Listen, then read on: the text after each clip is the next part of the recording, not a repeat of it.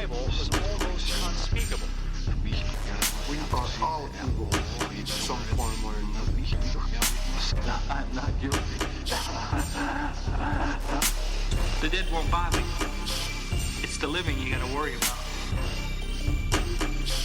If I couldn't keep them there with me whole, at least I felt that I could keep their skeletons.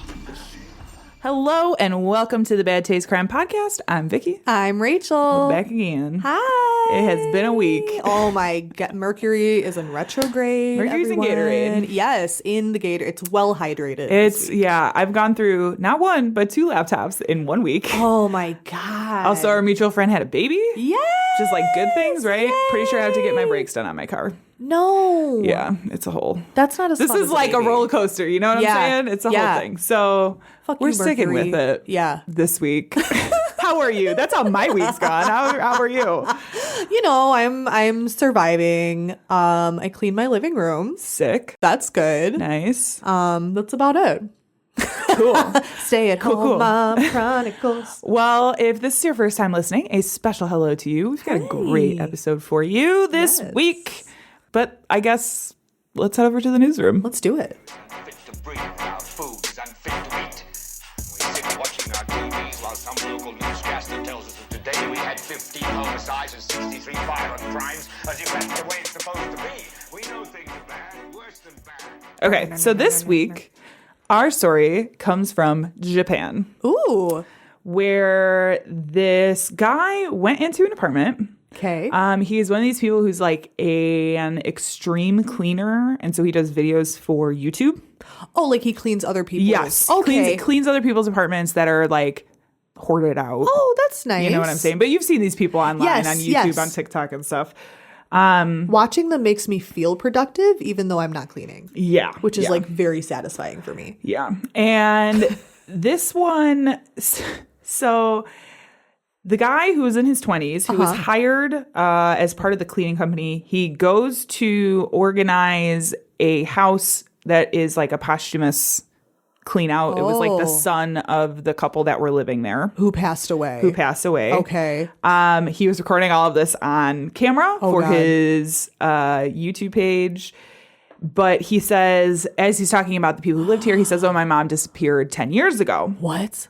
So they start cleaning 2 rooms. They go on to this room that had previously belonged to his mother, which the guy who had hired them said that it hadn't been opened in 10 years because it was like his mom's. She had gone missing. She had gone missing. Oh, it yeah, was so like they're his like mom's room, but it was preserving her it was things. also like it was like hoarded out. Like there was food and waste and newspapers and clothes, and it made it like super difficult to get into the room. So they my just kind of God. left it. Oh, no. Okay. So they start cleaning it out.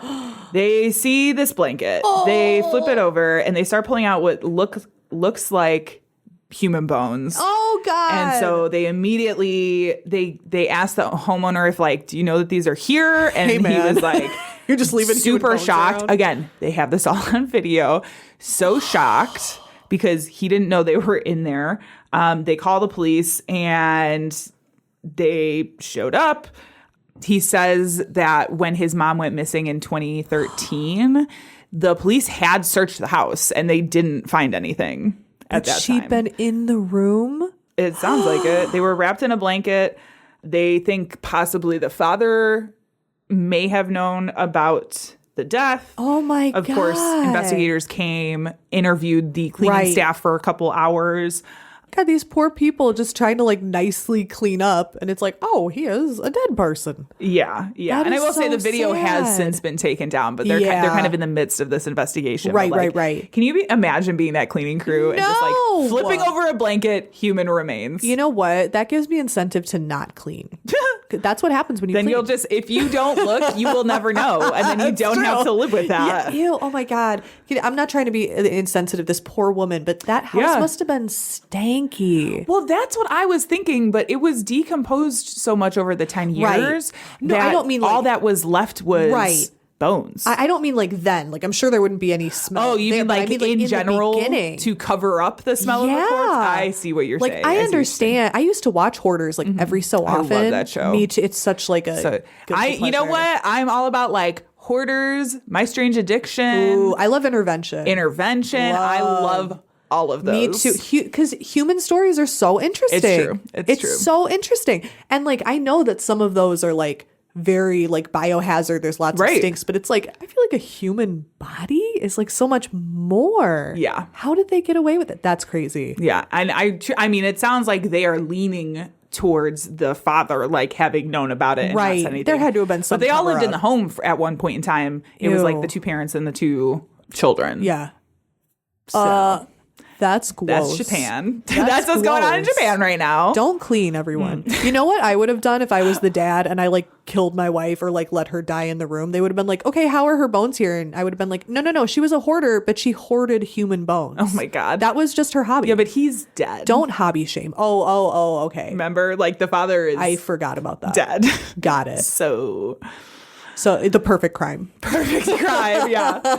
We're gonna move on to Netflix and Kill, which this week is a Hulu and Kill. Oh, okay. Because I finally got around to watching Perfect Wife: The Mysterious Disappearance of Sherry Papini. Yes.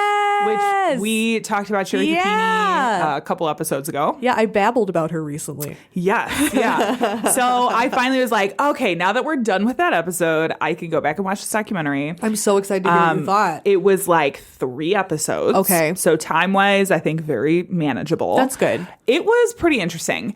I always am a little cautious with this type of documentary that is done about such a big case because there comes a point where you are just regurgitating the same information. Right. It's not like there's been... It's like, what are you adding to this conversation? Yeah, especially with a case like this where like she has not spoken personally really to the media, and there is like that side of things that isn't really known. Right. But like a lot of the information about this is already out there. Yeah. So do we really? But this, I think, truly is one of the first dedicated multi-episode documentaries about this case. So there's that. But also, the reason this one works is because her husband is on camera in all 3 episodes, sort of telling his perspective and his side of like what was happening and how he's feeling about things and what was going on sort of behind the scenes while she's being investigated and after she had been charged.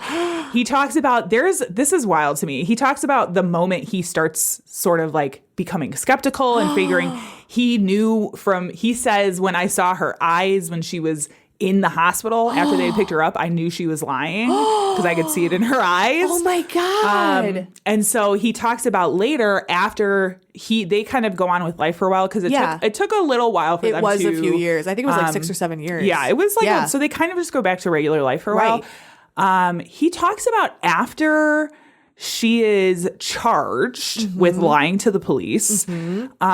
She goes back to this house that was, I think, his aunt's house that they like spent a bunch of time at and stuff, and called him to come over to talk about things.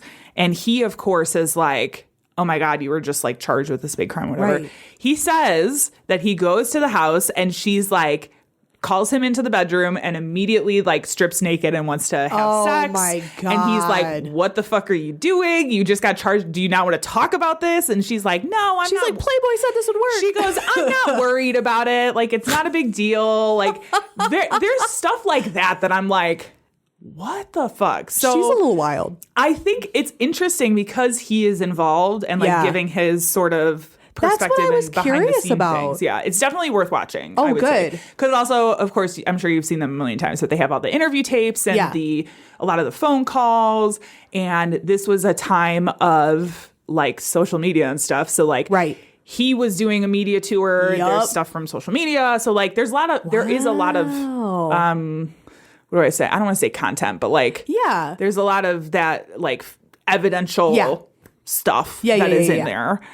That makes it really good. But the fact that her husband, whose first name I forget, Papini, Mr. Papini, is like R something in there, sort of talking about his experience living through it and like dealing with it from the inside. I'm glad that it's him because I remember last week when we didn't know because it like the documentary or not last week. I remember reading it was like her. That's what I was worried about. And like unless some insane thing happens where it's like, oh, actually, she wasn't lying, which no way. Right. And she still claims that she wasn't lying. Right. to She some like degree. hasn't really said shit. She like half-assed apologized. Yeah. But I was like, I don't want to give her more attention. You know what I mean? But Right. it's like if it's her No. family members speaking about their experience, it's her that's family cool. members. So it's like her husband, it's her sister, I Oh, think wow. her sister-in-law and like some of her in-laws Cool. family. Obviously people who were investigating the Right. case, FBI, police. Yeah.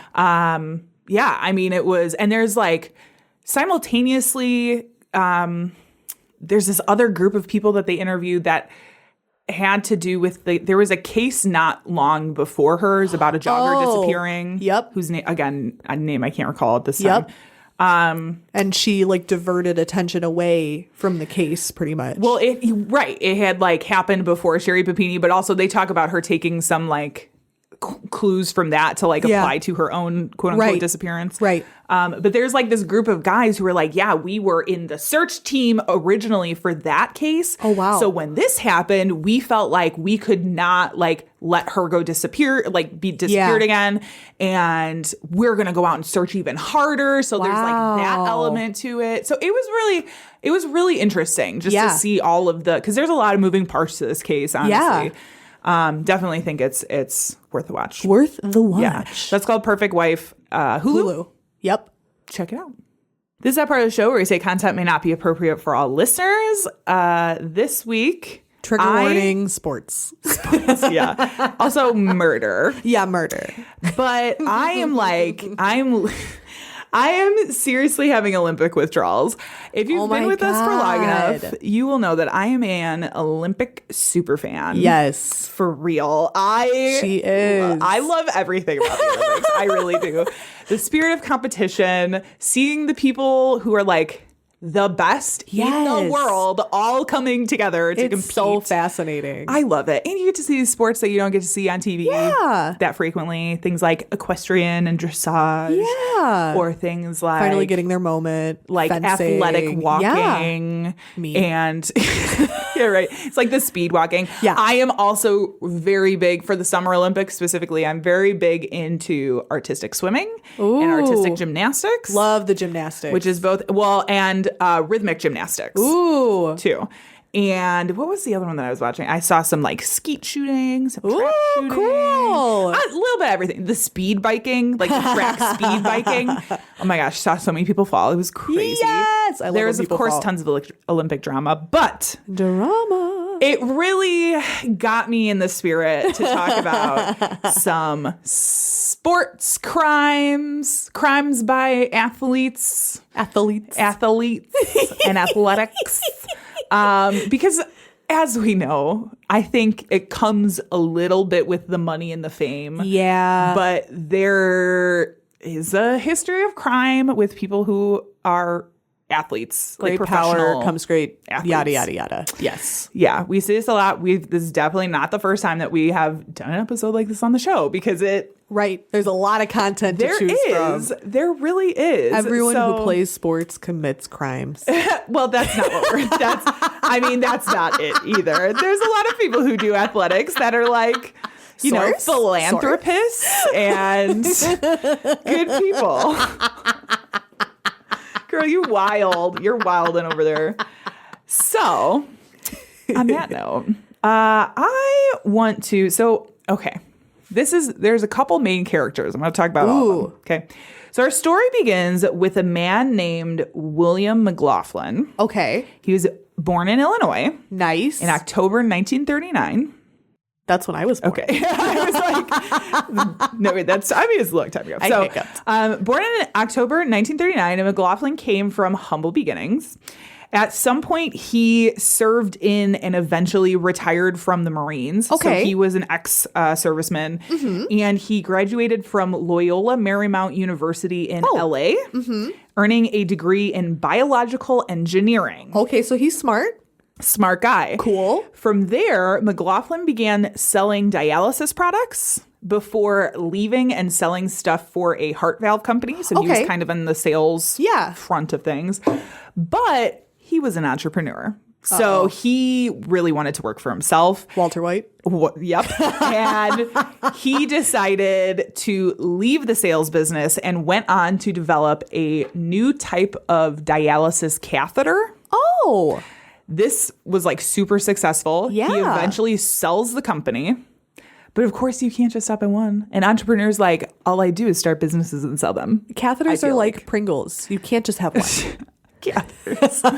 Oh my gosh. So McLaughlin hooks in a few partners and they open a company called Hemoscience Laboratories that they originally opened from a garage. The company develops this product called plasma cell C. Okay. Which, this is according to Crime Library, was, quote, a product that separated plasma from blood and then returned the blood to the donor.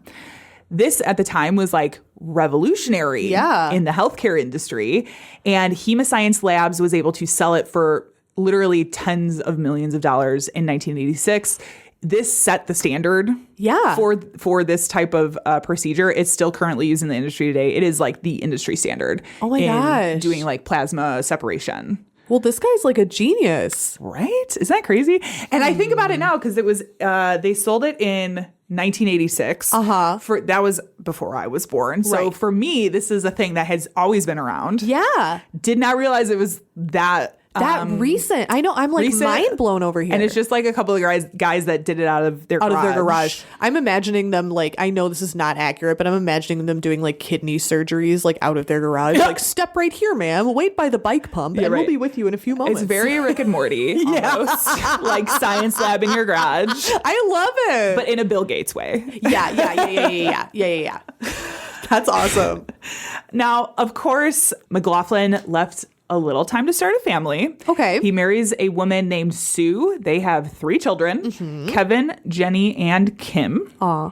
The couple stayed together for 24 years, but Sue had enough of what some described as cold or mean demeanor, and she files for divorce in 1990. Okay. So in her filing, Sue claimed that McLaughlin was, quote, very controlling and domineering. Ooh. When all was said and done, Sue made out with $4.5 million and a home in Hawaii. Ooh. She got the Hawaii house. All right. McLaughlin wouldn't be alone for long because in 1991, just a year after, McLaughlin met 90. Not 90. He got a G-MILF. 25-year-old Nanette Johnston. Okay, Leonardo DiCaprio. At this time, McLaughlin was 52 years old. Gross. So that's where we're at. That's gross. This is very LA shit, I feel like. Very LA. Sorry for anybody out there, but like I feel like that is a very common thing with I'm people not with sorry. money. That's gross. Now, Nanette was also originally from Illinois, but spent most of her childhood in Phoenix, Arizona. Okay. After graduating from high school, Nanette got married to Kevin Johnston in 1991, and they had 2 kids together. And then they moved the entire family from Arizona to Orange County. Okay. But the marriage didn't last long because they divorced later the same year. Oh, wow. That's a lot of expenses for 1 year. Oh, yeah. Yeah. Well, they didn't have divorce. 2 kids in 1 year. But they had the kids. Like the moving and the divorce. Oh, yes. That sucks. Yeah. I was like, they had the kids before they got married, but then, moving states. Oh my God. And then getting divorced. Yeah. They must have really sucked together. I'd be like, I'm just going to stay with this guy because he knows where the dishes are. I don't know where that box is. Oh my God. It's such a pain in the ass. So this is the point. They separate. And it was like not long after that, Nanette and McLaughlin hook up and they start dating after he answers an ad in a dating magazine. So she put the ad out. Old-fashioned sentence. I love the that. dating magazine. Dating magazine. That's so cute. And this was the early 90s. This is 91. So it's Tinder magazine. Tinder magazine. I mean, there's like a swipe left, right, turning the pages, right? That's so cute. Yes, yeah. So they get together. She quickly moves into McLaughlin's 6-bedroom, huge ass house with her 2 kids. Oh yeah. Brings the kids along. Starts living that rich life. Okay. McLaughlin's kids were pretty concerned from the get-go, taking note of how quickly Nanette got herself involved in McLaughlin's finances. Yeah. Now, over the course of their relationship, Nanette was placed on the deed of a home in Newport Beach and became a beneficiary of $1 million life insurance policy and would receive $150,000 from McLaughlin's will. Oh, I see. Okay. Okay, Sue. You're a smart girl, Sue. Sue's protecting her interests. So this is Nanette. Oh, whoops. But close enough. My bad. I thought it was Nanette. a cutesy nickname. Like, Yeah. come on, Sue. Yeah, Sue. Okay, so you're probably wondering where the sports come into all of this. I am. Okay. So, of course, in Orange County, if you ever watched Real Housewives, you know health and fitness are everything. Okay. So Nanette and her kids begin attending a bougie gym called the Sporting Club Irvine, Ooh. where she met a man named Eric Napowski who was teaching a class. Okay. Now, Napowski is originally from Tuckahoe, New York, where he played Pop Warner football. He attended a couple of high schools in Tuckahoe, Yonkers, and Eastchester. He played football at each of these and did pretty well. By the end of his high school career, he was all county in 1982 and all state in 1983. Whoa. Napowski then received a full scholarship to the University of Connecticut, UConn. Yeah. If you're in the know. I'm in the know on I don't know. everything. Are you a football person? No. Okay. I feel like I'm football by osmosis. Like, we grew up Yeah. outside of Chicago, That so the is Bears are very that's big. the Midwestern way. Yeah. I'm very Everyone like is sports. football by osmosis for sure. And I'm not, but I'm here for the ride.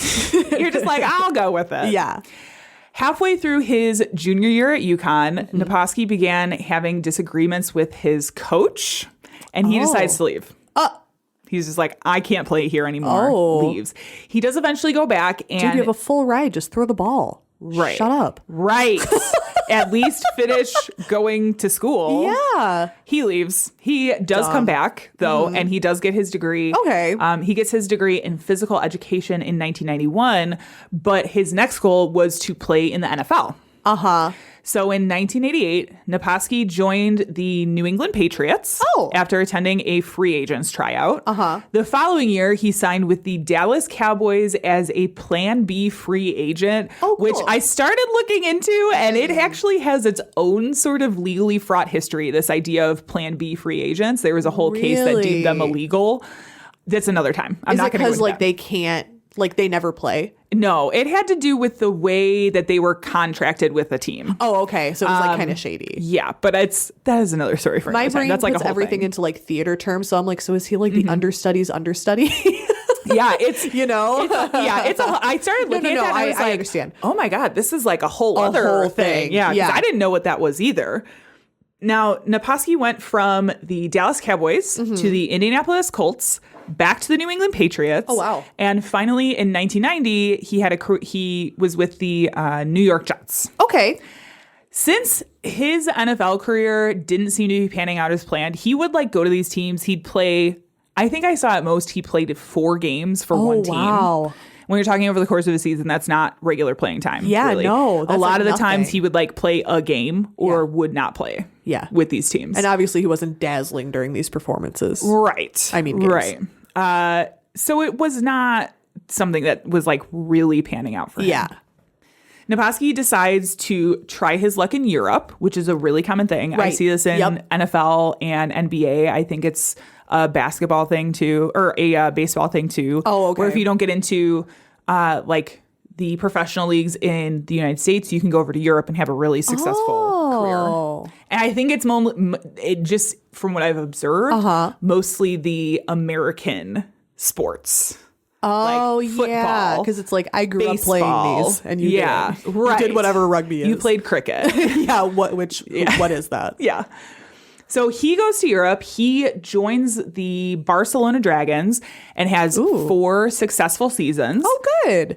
Decides to finish his football career and goes back to Orange County, which is where his story intersects with Nanette. Yeah. Because he's Okay. working at this gym. He's working at this gym. Nanette comes in with her kids. She's like, boy, you look really strong. yes. Literally. And capable. And young. And younger than my 52-year-old. Well, I think at this point he would have been 56. Yeah. Younger than my 56-year-old Right.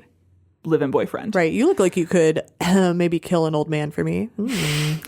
So Nanette and Naposki, they meet, and despite her being in a relationship with an incredibly wealthy older man, they begin dating. Of course. It seems to me that, because I remember reading in some of the interviews later, that she had told Naposki that McLaughlin was her live-in business partner. Yeah. So she didn't realize, or he didn't realize, like, That they were dating. I'm just imagining him coming over to the house and he's there in like, you know, like a little like red robe and his underwear. And she's like, oh yeah, he just walks around the house like that. He's kind of like, eccentric, but he's a good business partner. He's like, hey baby, how are you? She's like, oh yeah, that's just his nickname for me. He's like my work husband. Yeah, He's like, much. oh yeah, for sure. Pretty much. Yeah. So they start dating. Naposki and Nanette, they were not really trying to hide it. There were numerous people who saw them out in public, like hugging and kissing, especially when she went to the gym. Soon after they started dating, Naposki gets a job as a bounty hunter. I'm sorry. Words are real hard. I'm blaming this on not having my laptop today. Yeah, for sure. She's being very brave. I'm a very brave girl. Very demure. Very mindful. So he gets a job as a bouncer. There we go. Very different than a bounty hunter, at a nightclub approximately 2 minutes from McLaughlin's home. Meanwhile, Nanette is embezzling tons of money from McLaughlin, like hundreds of thousands of dollars. God forbid women do anything. She was writing checks out of his checkbook to herself. Oh my God. It's just like, and I think today I need $350,000. Sprinkle, sprinkle. That's She's mine. like, Birkin's having a sale. You don't understand. So all of this is happening. Yeah. It all sort of comes to a head on December 15th, 1994. McLaughlin flies his plane from Orange County to Vegas. He has a small personal plane, flies it to Vegas. Of course. Before he leaves, Nanette had left him a note that said she was going to her son's soccer tournament. And so he knew she wasn't going to be back until later. What she didn't say is that she was meeting Naposki and taking him with her to the soccer games. She didn't include that. She wasn't like, and also my boyfriend. P.S. So Nanette and big, strong Naposki, boyfriend. they meet up. They go to the soccer tournament. The two are seen together at the tournament. I was going to say, at your son's you're sleazy lady. They're seen together at the tournament and then Canoodling. They reportedly left around 8 p.m. Okay. Now, according to Nanette, she dropped off Naposki at his home after leaving the tournament and then went out to go Christmas shopping. Meanwhile, McLaughlin had arrived home and was there alone, waiting for. Well, he was down in the kitchen alone, and his son Kevin was upstairs. Okay. At the time, but it's a huge ass house. Right. I was going to say essentially alone. Right. I totally get what you mean. Yes. So he was alone, waiting for his girlfriend to come home. Oh, my loyal Nanette. Shortly after 9 p.m., an unknown person opened the door using a key. Did he do it with big, strong, football-toned hands? Walked into the kitchen where McLaughlin was making a sandwich and shot him in the chest 6 times before fleeing. Now, McLaughlin's son, Kevin, like I said, had been upstairs. So he hears this, rushes downstairs to discover his father dead on the kitchen floor. Poor guy. Kevin, who was 24 at the time, immediately calls 911. When the police arrived, they took note of the key still sticking out of the front door. Idiot. They noticed it was a brand new key, like freshly cut. They also found a second key that had been dropped on the doormat that would have granted access to the gated community that the home was in. Okay, so he has all these keys. New keys. Where did he get brand new those? keys. Of course, as they entered the home, they found McLaughlin on the kitchen floor, along with a piece of gum and his glasses lying next to his head and 2 9mm gun casings. Nanette arrives home around this point and... She's like, oh my God. Right. When questioned, she said she had no clue who would have wanted him dead. Although she did make reference to possibly his business partners, saying McLaughlin had won a $9 million lawsuit against a former business partner in a dispute over proceeds from one of his inventions. This is according to Crime Library. Again. Now, investigators start looking for any leads. Okay. They started, of course, with Nanette. Smart. She had her hands tested for gunshot residue. It came back negative.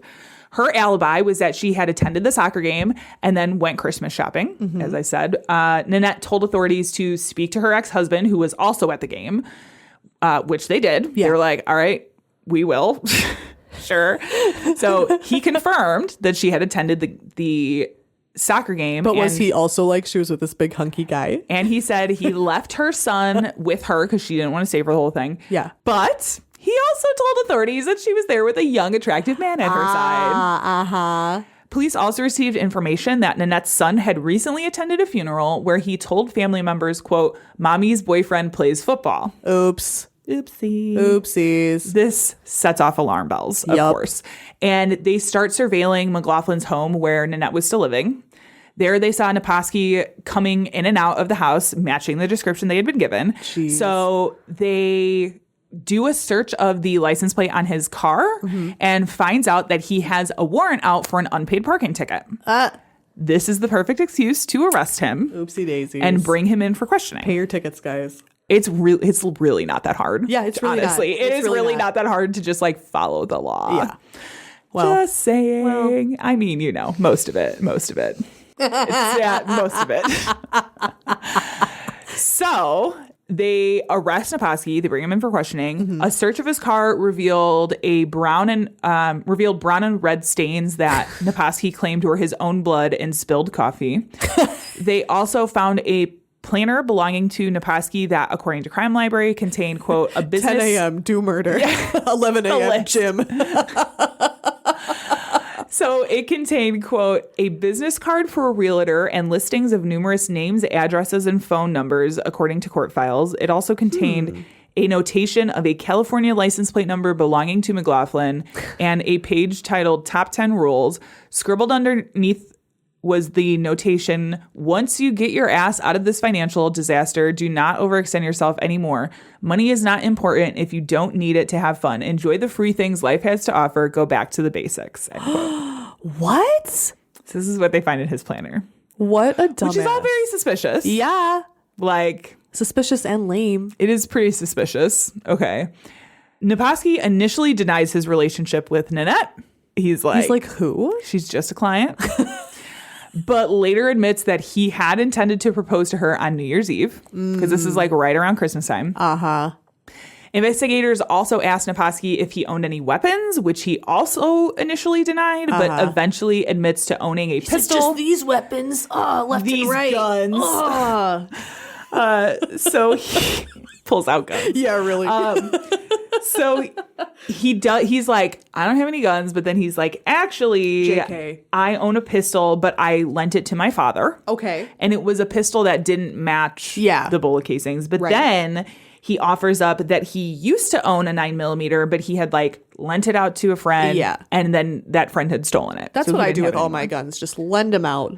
This information was kind of big for the police because they had not publicized what type of gun it was. Yes. They hadn't publicized what the bullet casings had come from. And so the fact that he was bringing this up during questioning was kind of like Got him. Suspicious. Okay.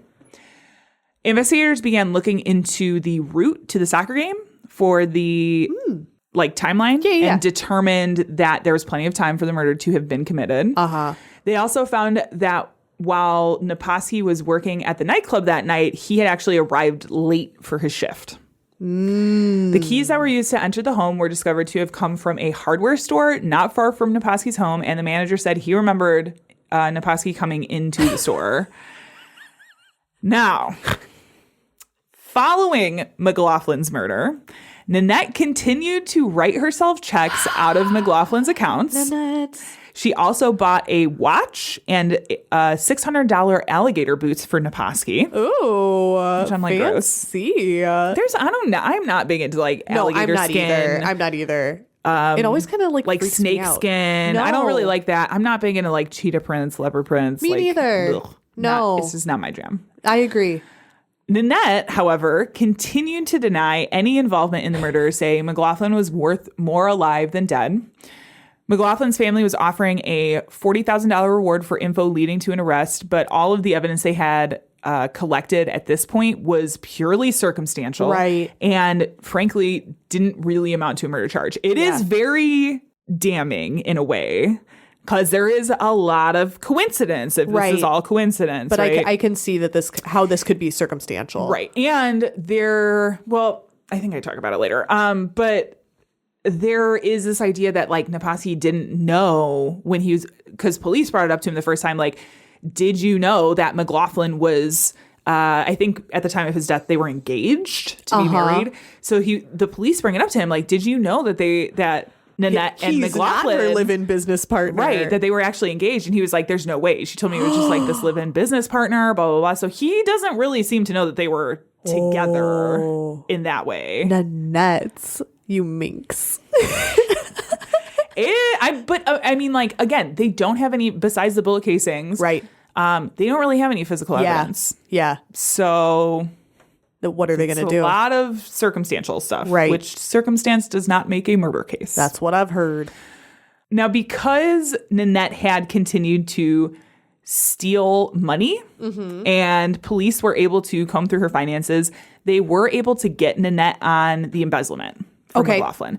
So in 1995, Nanette was charged with 16 counts of grand theft and forgery. Jeez. She eventually pleaded guilty this was after a plea deal. She pleaded guilty to 2 counts and got a year in jail, which I think was stayed, and she actually had 5 years probation. Oh, wow. Yeah.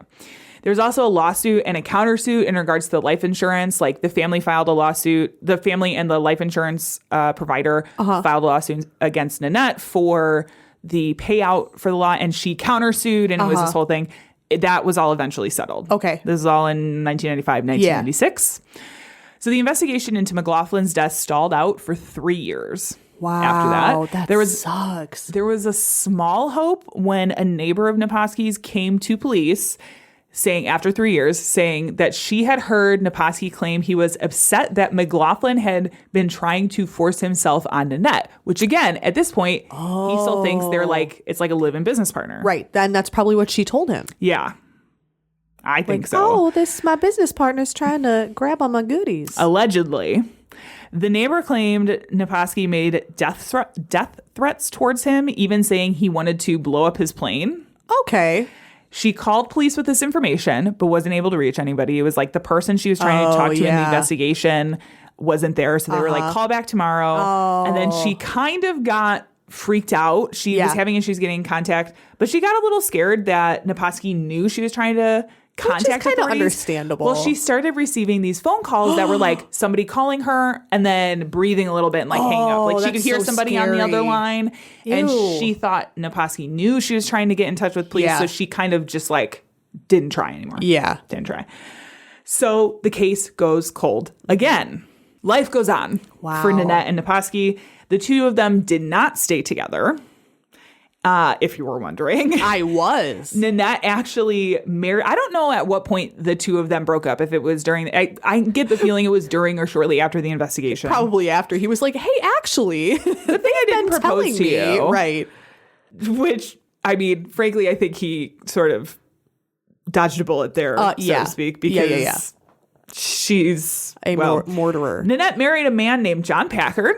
Okay. And the two had a baby. Nice. But after she cheated on him, they divorced in Nanette? 2008. This is recent. Yeah. Not long after, Nanette married a man named William McNeil Jr., who is like another rich guy. I was going to say, that sounds rich. McNeil Jr. Oh, yeah. Yeah, juniors are rich. They also had a child together, but eventually divorced in 2010. Oh, my God. I'll be honest, I'm not entirely sure what Naposki was up to during this time. It doesn't really seem like anything of much. Probably his delts. I think he was like working out at the gym. Yeah.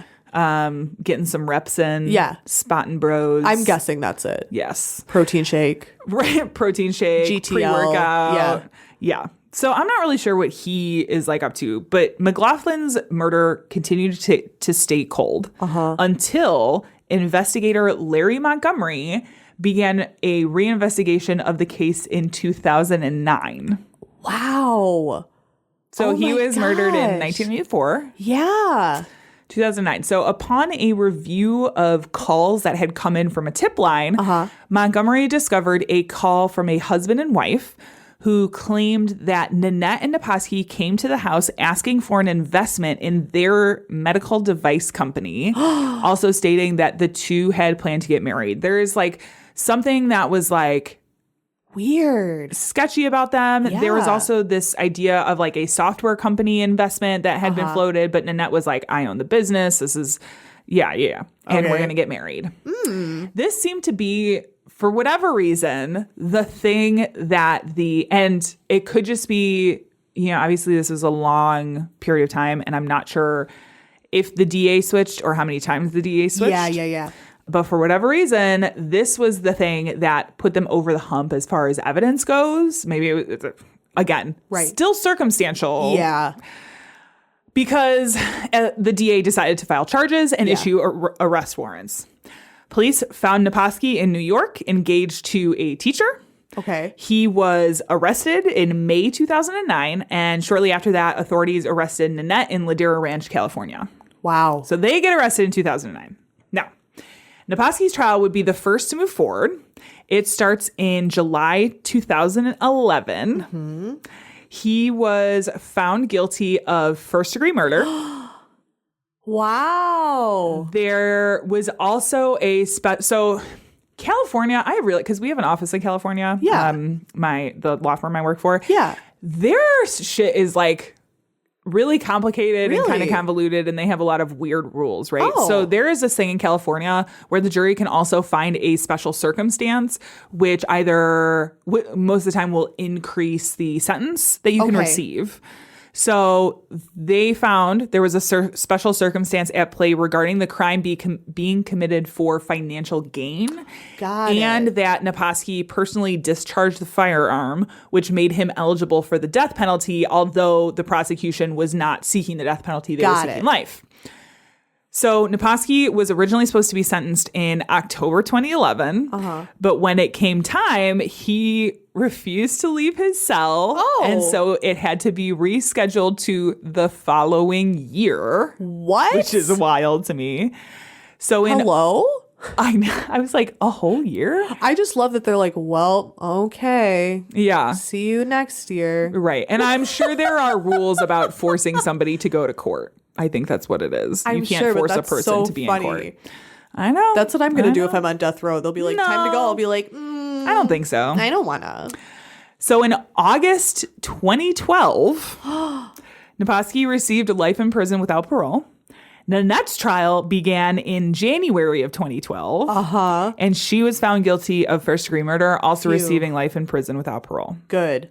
Now, Naposki decided to appeal his conviction, which was denied. It's important to note that he has always maintained his innocence. Yeah. And he is still appealing his conviction. Oh, wow. Okay. He was this is what I will say. He was completely convicted on circumstantial evidence. And there wasn't anything like fingerprints or DNA or like surveillance video from other houses. And or so much time had passed. Nothing else that had linked him to the crime. Right. And like you said, so much time had passed. Yeah. He also claims that due to a delay of 15 years for being charged with the murder, there was evidence that had possibly gone missing, like exculpatory evidence that had possibly gone missing. And so he is claiming that he didn't really receive a fair trial, essentially. Obviously, there is no statute of limitations on murder, right? Good. But like... it really was purely a circumstantial case. Yeah. That being said, I have seen people convicted on less. Oh, yeah. Oh, yeah. It's I'm like, kind of... sir, you did that shit. I mean, it is... At least it's convincing... Yeah. To me, convincing circumstantial He's going to have to evidence. bring out something pretty crazy to convince me that he did not do that shit. Right. I will also say, too, that in March of 2020, the Innocence Rights of Orange County organization began a review of the case. Really? I was not able to see really if they had decided to move over or help with the appeals. We've talked about this stuff before with innocence projects and stuff, that they do have to do a thorough review of the case. Oh, yeah. And until they review? Until they release it, we're not going to know. Right. Yeah. And reviews, especially when you have evidence like this and the case is so old, took so long to convict and whatever, like those reviews of evidence can sometimes take like 4 or 5 years before they even decide if they're going to move forward with representing your case. So like these are all things to keep in mind. There is like a justice for Eric Naposki organization who firmly believes that he has been wrongfully convicted based on the evidence. I mean, this is one of these that I'm like, it would have to take something pretty convincing for me to think that. I mean, that's how I think about the Scott Peterson Right. thing. I'm like, what are you possibly going to tell me? Even if he, especially with Nanette, I didn't really hear if Nanette is like appealing or not, but like, it is hard. It would take something really solid for me to believe that he wasn't at least involved. Right. And aware of what was happening in some way. Maybe he didn't shoot the gun himself, but like, it seems to me like he knew what was happening. Provided it. Yeah. Yeah. I agree. Yeah. So that is the story of That's a former good NFL one. player Eric Naposki. Eric, you know what, Eric? I think you should just sit there for a little bit. You decide. In the penalty box and think about what you did. It's hockey. Oh, is it? Oh, is it Girl, like the that's bench hockey. in football? Is it the bench? Is that where you sit where you're like naughty? Yes. Yeah, but they don't typically get like red cards. Oh. I'm sure they have a card system or something, but I've never seen it happen. They just throw people out or they get really injured. But these guys are like literally tackling each other. So, you know, hashtag Oh, CTE. that's true. Oh, fair. That's fair.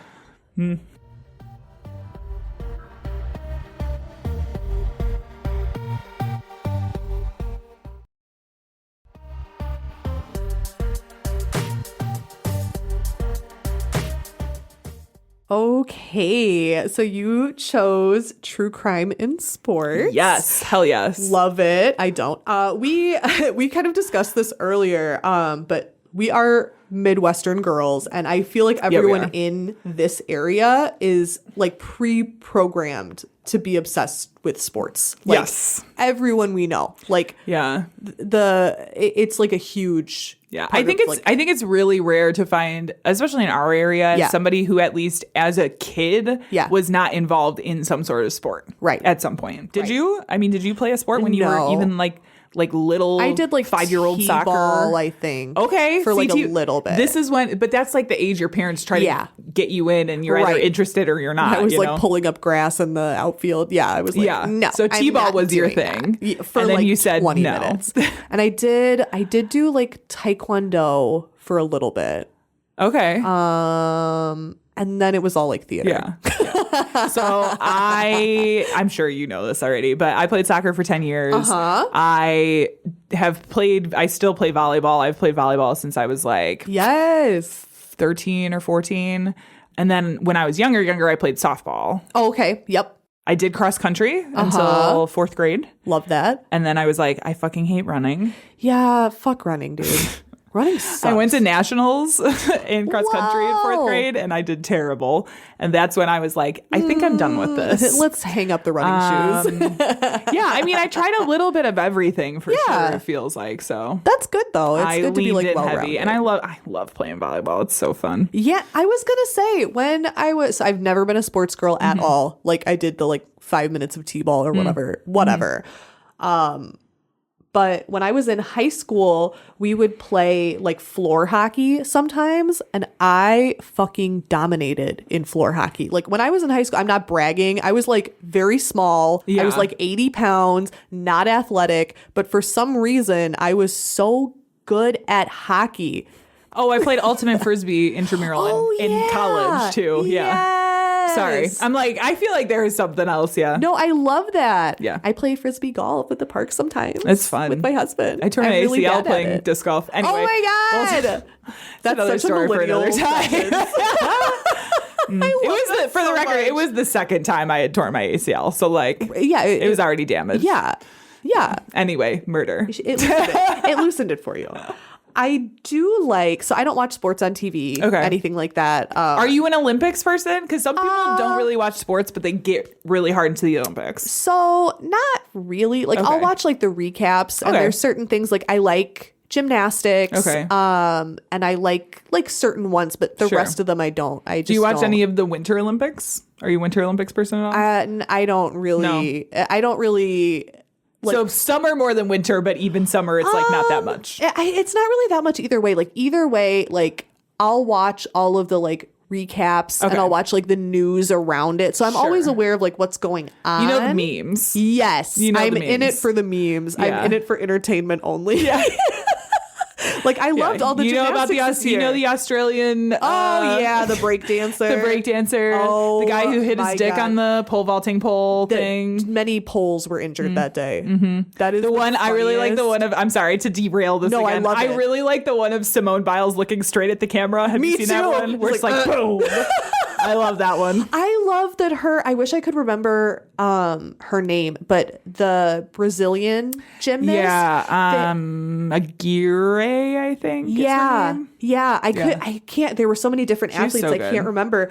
And I remember I thought it was so cute because all of the things I saw of them, they were like little besties on the sidelines. Oh, yeah. And then afterward, I found out they didn't speak a word of each other's language at all. No, at all. They no. were just communicating by like pure like gesture. I'm like, that is so sweet. Yeah. That's what I love about the Olympics. Yeah. Is like everyone coming together. I really am having Olympic withdrawals. I fucking love it. It's the only time I'm proud to be an American. After that, For I real, though. shed For real. my patriotism, and I'm like, I hate it here. like a heavy coat. Yes. Throw it into the closet until next year. Hard same. Me too. okay. And I mean, I feel like I was rooting for Ireland through most of it anyway. I do like my like one little sports thing is I do like going to games. Okay. Like I don't know if I'm allowed to say like the Ice Hogs. Yeah. Is that fine? Yeah. Yeah. There's a local hockey team called the Ice Hogs. They're based out of like Rockford. They're really popular around I here. love going to an Ice Hogs game. Yes. Super fun. We would go with Nate and Jess all the time. And that was really fun. And I feel like hockey is pretty straightforward. Yeah. I played indoor soccer also. Yeah, which is similar. It's very similar That's to what hockey. Nate told me. Yeah. Yeah. Like straightforward enough for me. Like when Yes. when I watch football, I'm like, what the hell are they doing? I literally don't know. They're just Yeah. standing around. Yeah. Like it's so boring. That's how I feel watching rugby.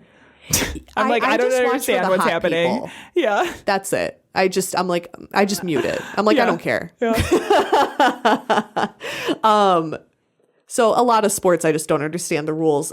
So us and a couple of our mutual friends would go to like the live hockey games, and it's really fun. I like being in the audience and stuff. And that's probably exactly what the attendees of the 1973 Indy 500 were thinking as they filed into the stands to watch the race on Monday, May 28th in 1973. Okay. Are you interested in like car racing at all? Yeah. me NASCAR and all that. neither. It's not. I don't know. I don't understand the appeal. I'm sure there is somewhere, but Yeah. I'm not like a gearhead or anything. Me I don't know neither. shit about cars. I was gonna say, Yeah. me neither. Yeah. Me neither. But like, I'm in it for the crashes. that's what I was gonna say. Like, that's pretty much what I'm focusing on. Is Same reason a I watch crash. speed cycling. Yes, track 'cause it's cycling. like I'm in it for fall, the crashes. knock into each other. Yeah. Do it. I wouldn't be surprised if some of these attendees brought umbrellas. There had been reports of possible rain, and the weather had been difficult to predict all week. Rain, of course, is not a good thing for cars and will lead to the cancellation of the race. Or at least it did at that point, which was interesting because I always think it's funny when like football's on and they're out in a field and it's raining and they're still playing. I'm like, Yeah. let them go home. Yeah, even in the like bar league that I play in, they will Yeah. not cancel a game unless there's lightning. So if That's it's like downpouring, crazy. we'll play. I'm like, in you're the gonna downpour. roll your ankle in like the wet mud. Yeah, mud is a little more because I've played in That's some what- like rainy soccer games. Right. That's Yeah. what I'm worried about is like the terrain. Yeah, it becomes, but you got to remember too, they're also wearing cleats. That's fair. But that doesn't, I mean, it's not like a stick yeah. ball, you know? Right. But Yeah, with I was worried cars, I about mean, them. that shit is like, Yeah. But I wasn't sure if it was still the kind of like, it's raining, whatever, it's fine. But no, they will send them home. yeah. The looming possibility of bad weather wasn't the only thing that may have led to discomfort for the gathering crowds. Earlier in the month, on May 12th, during a practice session for the upcoming race, driver Art Pollard was involved in a horrible crash that would end up taking his life. Oh. They had been doing like time trials. Yeah. And after the first turn, his car slammed into the wall and flipped. Oh my God. Causing it to catch on fire and careen it skidded across, and then when it hit the grass in the middle, it flipped more and then ended up on the other side of the track. Oh my gosh. So he was rushed to the nearby Methodist hospital, but passed away an hour later from a lethal combination of third-degree burns, pulmonary damage caused by like a lot of smoke inhalation because he was trapped in the car for so long, and a spinal cord injury. He had just celebrated his 46th birthday that week. Oh, poor guy. Right? And this is like during practice. Yeah. So it's not even during like a race. Yeah. So it is sad. a dangerous sport, though. Very dangerous. They're traveling at super high speeds. Yeah, couldn't be me. No, thank you. Nope. Wigs me out. Now, car racing is obviously a very dangerous sport, but it's still not such a great thing when a racer dies so close to this huge event. They'd been marketing like crazy. But that's not the only thing from that fateful practice session on May 12th that would make headlines. Just after that horrific crash, because I guess they just kept going. Yeah. You'd think it would be like, oh, someone has just lost their life. Maybe we go home. Well, they didn't know that. They took him to the hospital. Well, I know, but still, it's like there's fire everywhere. Yeah, but that's not as unusual. I mean, it doesn't happen all the time, but also that's true. not as unusual in NASCAR. That's true. For somebody to get in a I'm just crash. built I know. different. I know. I know. Like, I'm going home now. No, thank you. I'm That was traumatized. traumatic. Please let me leave. Yes. Yeah. But another racer named Johnny Rutherford set a new track record. This is a direct quote. His best lap of 199.071 miles per hour, or for our non-American listeners, 320.4 kilometers per hour, fell just short of breaking the highly sought after speed barrier, which was 200 miles per hour. Okay. So in the 70s, I was looking into like this time period of racing. It kind of, this is silly, but it kind of reminded me of like the space race where everyone was trying to like be the fastest and do like the craziest tricks. Yeah. Before everybody else. That was kind of the 70s. Yeah. You know, going back to the Olympics, I saw a video the other day of like, you know how the gymnastics do like the bars, they flip all around, of like them in the 70s doing that, and all of these tricks that are like banned now because they're insanely dangerous. They used to have the bars closer together and they'd use their stomachs. Yeah, and they were like putting like flipping off their fupa onto the next one. I was like, oh my God, the bruises they must have had. The tricks looked really cool, but it does seem like the 70s was a big like innovative decade of like, I'm gonna do this horribly dangerous thing first. It's Oh, like, for sure. Well, you could also not big do like that. evil Knievel like energy. Yes, you know? exactly. Like, I'm gonna do this that first. Like it kind of makes sense It's for human sports. nature. Right. It is. Yeah. It is. And it like especially for sports. But to me, there's only so fast you can go before like you're obviously risking everybody's safety. Shockingly, I'm not an expert in cars, but I know, crazy. I'm being so serious. If you put a gun to my head and was like, identify 3 parts in your car, you would have to kill me. I don't know. I literally don't know. Well, not Tires? like under the engine or under the hood. Radiator. Well, I don't know what it looks like. Yeah. Oh, you mean like point to them and identify? Oh, yeah. No, I'd probably be kind of screwed. Yeah, we'd be dead. Yeah. We'd be like, do you need to know about your crime? Yeah, but it's in there. It's one of those. This is where you put the coolant and the fluid. I know where to put my coolant and I know where to put my windshield wiper fluid. My husband does it for me. I know where the oil comes from. And I could probably do an oil change in a pinch, but the oil comes from the ground. Have to. It's old dinosaurs. I can change a tire in less than 15 minutes. Wow.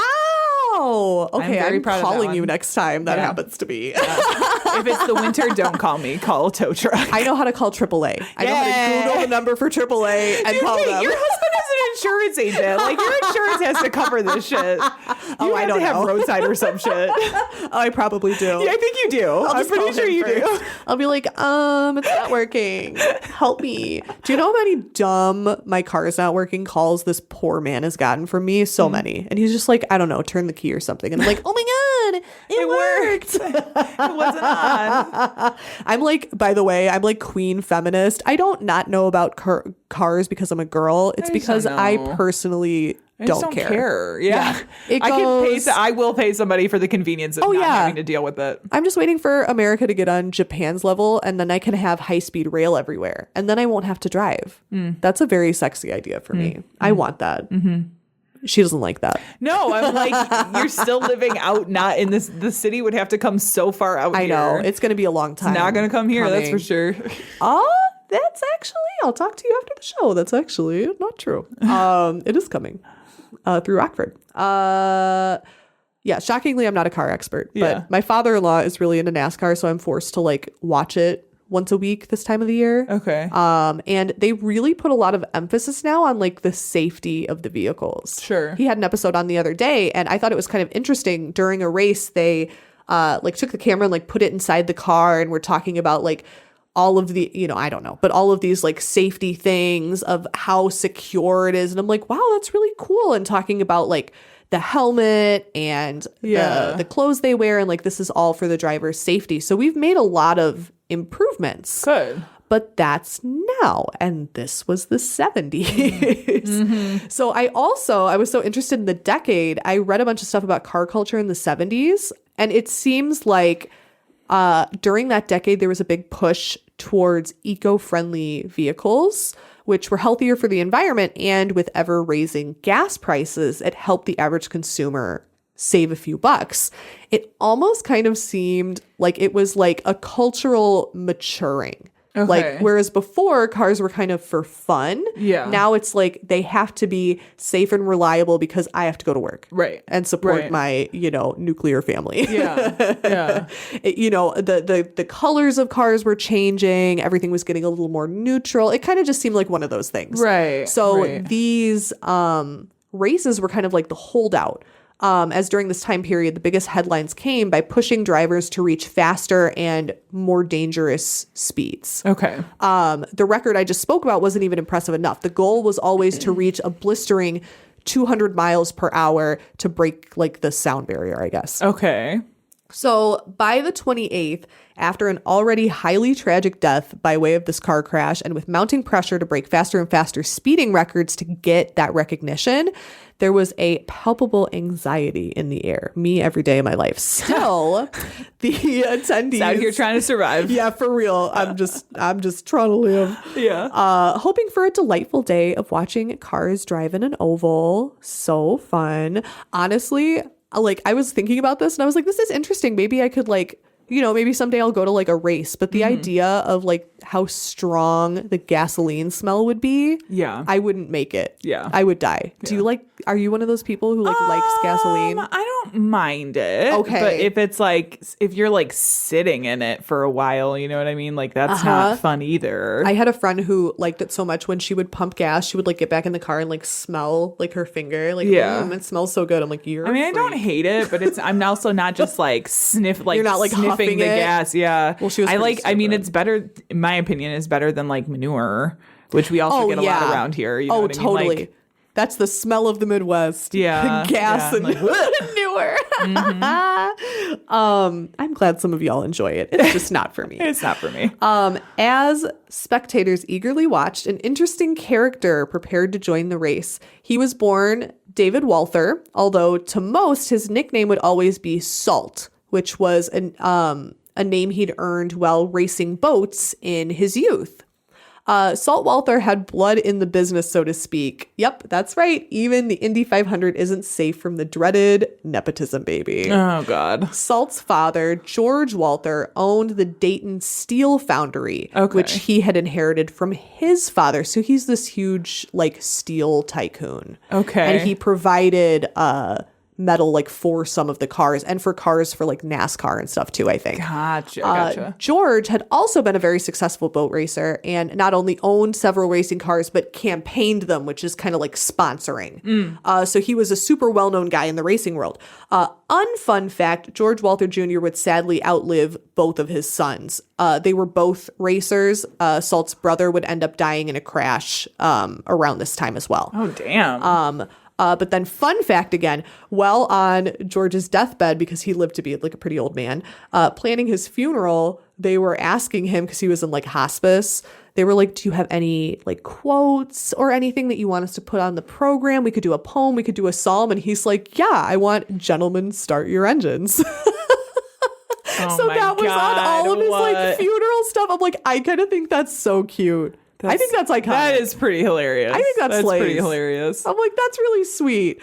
How do you feel about like nepotism babies? No. That whole concept. You're not into it. Listen, I am with it if you can like stand on your own merit. But like at the same time, I feel like to get to that point, most of the time, people who come from wealth have had already have some sort of leg up. You know what I'm saying? You, so like, you can't go into it advantageless. Right. Like even if you change your last name, you still. I think I'm less worried about it if it's a different industry than like your parent is in, because then it is you may get some more connections, but at least you're sort of forging your own path rather than being like, well, my dad was an actor, so I'm also going to be an actor and like do the same thing because he's got all those connections. You know, like the connections are different. So I think there's something to be said for that. But on a whole, the whole nepotism thing, especially, I would say, I'm not even talking like celebrities, but like more on our level where it's like in office environments. It's like, the manager's son. Like so I used to work for a company where it was like the owner,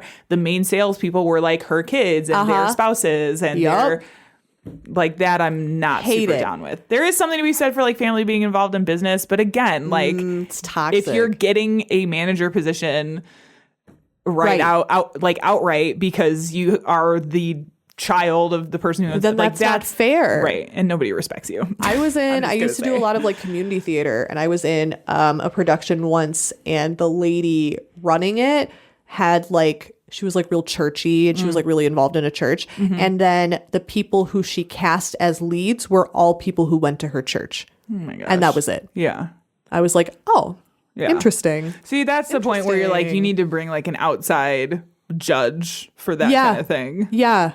Whatever. That show is so whatever. dumb. Maybe I'm just mad because I don't benefit from it. Me too. We want to be nepotism We babies. didn't have generational wealth. We got work ethic. Yes. If you're celebrities and you want to chain smoking 30-year-old children, we got you. I got you. Sponsor us at Bad Taste True Crime Podcast. Salt actually caught a lot of flack throughout his career for his like lofty origins. He kind of had this like rock star persona because he had like a mullet and he had like the like earring, like he was kind of a bad boy, but everyone was like, no, you're a rich boy, like you're pretending.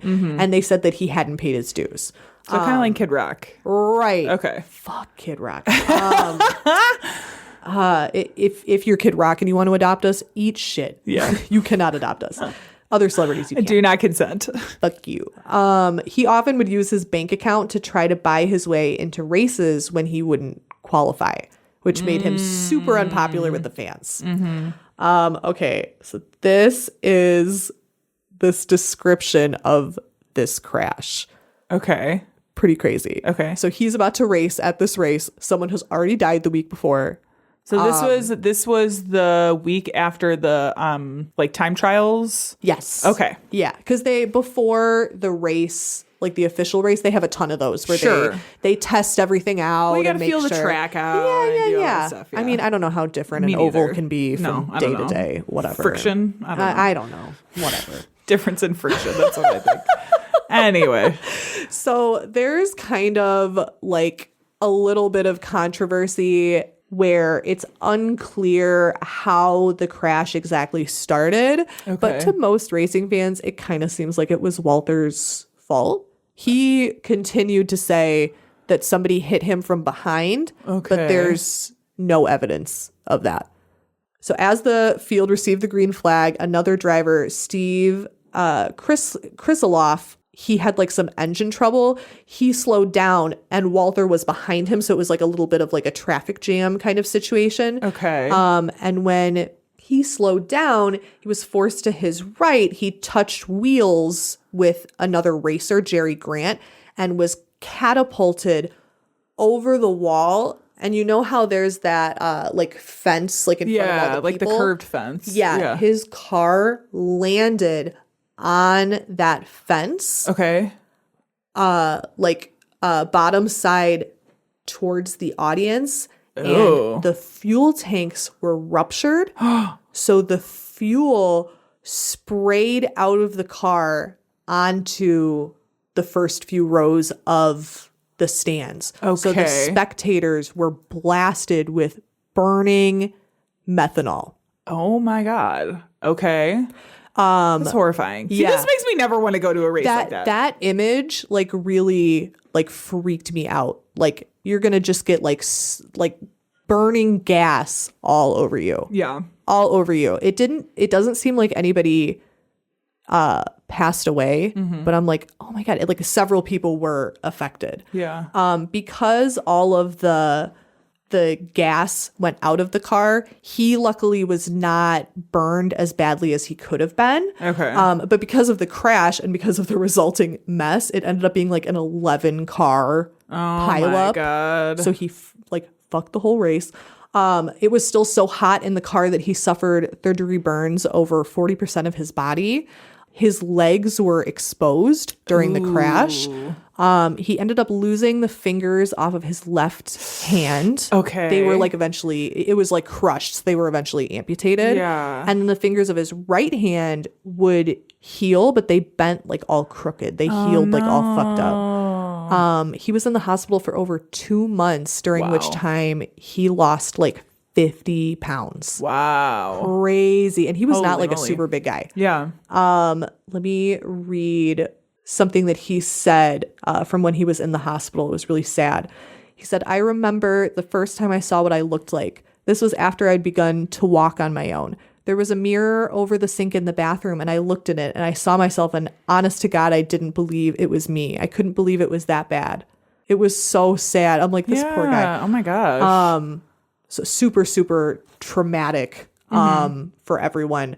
So he would actually end up making a remarkable recovery. Okay. And he came back and raced the next year, like Really? in the Indy 500 again. Yeah. Ended up placing 14th with his car breaking down in the race, but I don't Bummer. think he was injured.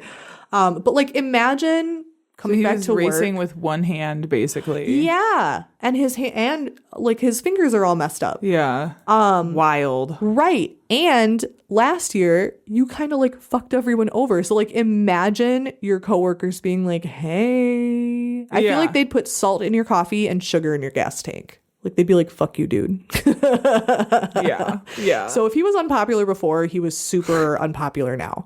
So although he would continue to race and he'd qualify here and there, he went back to boat racing, which is what he did in his youth. So he had a fair amount of success, but it kind of came to an end when his dad, so these races were like really popular and like attended by press and stuff. Yeah. And publicly his dad, because there was like the qualifiers and Salt didn't qualify. But like another big racer whose son was Salt's age, his son did qualify, and Salt's dad went up to the racer and was like, "Hey, I'll pay you so that your son won't race, and then my son will race." And he was like, "Grow up." Like he like blisteringly was like, "Get out of my face." Like, gosh. you disgrace yourself, sir. Yeah.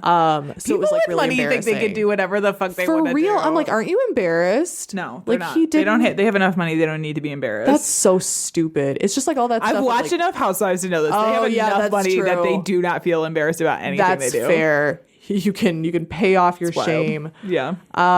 Speaking of shame, he then transitioned into acting, which my one God. does. Sure. So him and his mullet went on, of course. the worst hairstyle. Yep. Oh, well, I've had one. I know. Sorry, Dukes of girl. Hazzard. That's okay. I don't have it anymore. I cut it because I didn't like it anymore. It's a good choice. I I couldn't support rock it. it. I support the choice. I didn't want to look like Kid Rock, who is not my dad. So him and his mullet went on Dukes of Hazzard and the Rockford Files, popular shows at the time, and he kind of did like as himself. Yeah. He would play characters like, "I'm a race car driver with a mullet." But then his mullet also got addicted to drugs. Oh, okay. And he did too. Okay. I'm guessing the mullet's evil, like Green Goblin. Yeah. And it's like, "Do drugs." It And he's controls like, no. Salt sadly took to the easy lifestyle of drugs and more drugs, fitting in just as naturally as a mullet at a Bret Michaels concert. And just as quickly as he launched his car into that grate, he launched himself into lots of legal trouble. And God. this trouble was adding up super fast. As it does. He's just such an interesting character. In 1998, Salt was convicted of trying to smuggle several pills into jail with him. I couldn't find if they Okay. were in his butt. I think they were probably in Probably. his mullet. just like stuck him in there. They were Tylenol capsules with 60 milligrams of codeine inside. Damn. Sneaky. So he's like, this is just Tylenol. And they were like, I don't think so. Also, you can't bring your own drugs with you to jail. was like, even if it's what? like ibuprofen. It's like, this is my mullet Tylenol. No, my mullet I Tylenol. carry it with me everywhere. Sometimes my mullet gets a mullet ache. By 2007, Salt had racked up several charges, including quite a few for evading child support. He had a daughter who was born in 1992. Okay. Which like, so there was a lot of like, he's obviously in all of this drug trouble. He's in Hollywood. He's doing all this horrible stuff. And he would go to court and be like, I'm broke. But I'm like, you know who's not broke? Your dad and your grandfather. Right. Go get some money. Literally. Go and get a job and pay for your kid. I have no interest in any of that. I'm like, go get diapers for your kid, you dick. Go sell a bunch of your I don't know what it cars. is, but there's also something about rich people not wanting to pay child support. I don't know what's they're up like, with that. I don't have responsibilities. I'm like, yes, you do. Like, he still had like car collections and shit. I'm like, sell your cars, go and buy Pampers. Which, like, again, he's just embodying this like outlaw lifestyle. Right. He's just embodying this bad boy image that he always seems to have like been chasing. But just like his racing career, he was simply never fast enough to catch up. In December 2012, David Saltwater would sadly pass away of a drug overdose at the age of 65. He had been in and out of prison his whole life. He is remembered for his bad boy image, one reinforced by his old Hollywood roles. He may not have been the fastest, but the so-called real-life Ricky Bobby certainly left his mark on the world of racing. Yup, cocaine and waffles, that's the guy. Wow. And that is the story of the ill-fated 1973 Indy 500 and the character of Saltwater. He is a character. Isn't that interesting? He I is know a it's not like character. a murder thing, No. but I was like, this is just kind of There's like still a crime. slice of life. Yeah. Kind of. He still like, did the- he picture still of did the crime. area. Yeah, he kind of sucks. I felt Yeah. like he could be on the Yeah, podcast. it's no murder, but you know. It's no murder. Nah, it's still crime, girl. It still counts. Before you decide to Race off into the sunset or there grow you a go. mullet. There you go. Why don't you check out this podcast? We're the Vocal Fries. I'm Carrie. And I'm Megan. And we have a podcast about linguistic discrimination. We talk about language, not being a jerk, not judging people for the way that they speak, and we try to have a good time. We talk about things like vocal fry, swearing, Southern American English, and prescriptive grammar. You can find us on iTunes or your favorite podcast app. All right, Rachel. That has been our episode. Yes, it has. I Mullets make you evil. I feel like that's the truth. do not. This podcast does not endorse a mullet. I will put a hard stance on that. We I do think not endorse the lesbians look mullets. really hot with mullets. Nobody looks good in a mullet. I disagree. I have a hard stance on mullets, and it is no. See, you got all of the sports knowledge osmosis from just being in the Midwest. I have mullet appreciation. No. Everyone has their faults. Absolutely. It's true. Do you have any final thoughts before we close this out? Close it out. No. You'll be excited that although I'm not super into sports, I did tell my sports husband that I'll go to any game with him if it's a women's game. Hey, That's my go women. line. So That's now fair. I'll be seeing more sports. Yeah, go women. Yay! If you enjoyed this episode, you can find more like this at badtastepodcast.com. Otherwise, our sound and editing is by Tiff Fullman. Our music is by Jason Zakshevsky, the Enigma. Woo! This has been the Bad Taste Crime Podcast. We will see you in 2 weeks. Goodbye. Bye. 10 young women and left their bodies on the hillsides along the highway.